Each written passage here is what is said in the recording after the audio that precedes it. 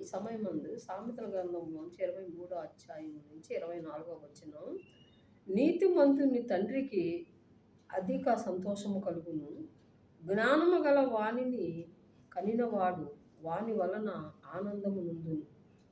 నీ తల్లిదండ్రులను నీవు సంతోష పెట్టవలెను, నిన్ను కనిన తల్లిని ఆనందపరచవలెను. చూడండి, దేవుని స్తోత్రం. నీతిమంతుని తండ్రికి అధిక సంతోషం వస్తుందంట. స్తోత్రం. జ్ఞానము గల వాణిని కనినవాడు వాని వలన ఆనందము నుండును.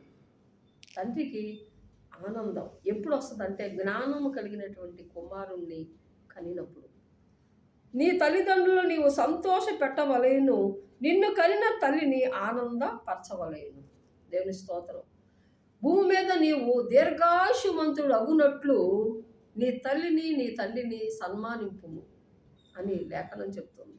కాబట్టి బిడ్డలు దీర్ఘాయుష్మంతులుగా అవ్వాలంటే తల్లిదండ్రుల్ని సన్మానించినప్పుడు తల్లిదండ్రులు ఆ బిడ్డలను దేవుడు దీవిస్తాడు. దేవుడి మాట దీవించు.